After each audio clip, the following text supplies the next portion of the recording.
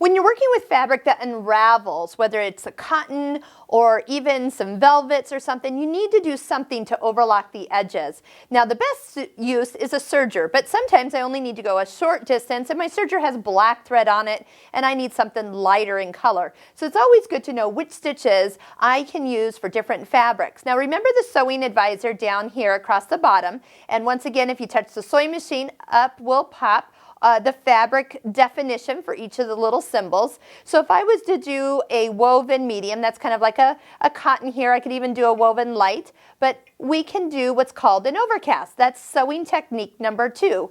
Now when I pick that, I'm going to be guided to the correct stitch and the correct foot.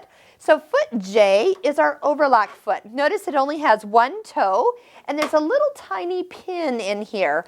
That pin is going to be supporting the edge of the fabric from rolling and kind of tucking underneath. So I really like this foot. It also gives me, that little pin is a guide for where to guide my raw edge of the fabric, and I can slide my thread down the pin into the back. That will actually slip in there. So with this stitch, it even tells me what needle I should be using if I don't know already. I'm going to lower my presser foot because I don't know exactly where my fabric should be. So if I lower it by touching down once and then touching it again, it pops back up and it's hovering. So I can get really close to the edge, and then as soon as I start to sew, the fabric and foot are perfectly lined up. Now this stitch is going to stitch off the edge when it gets all the way to the far right stitch, which is nice. That's the part that's actually going to do the overlocking for this fabric here.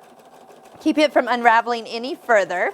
Now as I get all the way to the end, we can just stitch. I love how fast this stitch actually goes because I can just zip down a side. We'll just go ahead and use the thread cutter and then pull that out. Pull it straight out the back because if there's any stitches still on that pin, it might hold it back. But that's how easy it is. And look, none of the edges are going to unravel for future washings, wearings, and so forth. Another stitch I actually like to do is actually stitch number 16. It's going to be the same foot, has a little bit different look. It's going to also just give us a nice little quick stitch out to the right.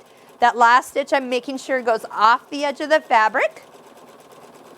This is something you can do around fabric before you sew it together, so it doesn't get all unravelly while you're handling it. You could also do this after you've sewed your seams. Now, if you've pressed your seams open, that might not work as well. But if you don't mind your seams kind of being back together, especially like home deck items, like pillows or inside of, pillowcases, home decks, this is a great stitch to also use. Nice and secure. Again, the unraveling edges won't happen there. So it just depends. There's actually quite a few stitches that you can use. Anything that jumps over to the right would be considered an overlock stitch. But if you are doing something of the other fabric options, you're going to notice when you pick technique number 2, the stitch will change. It maybe not change a lot, but it will change in size or length depending on what we're actually doing, and it will actually be exactly what you need. So sometimes it's nice not to try to guess which stitch, just use your sewing advisor.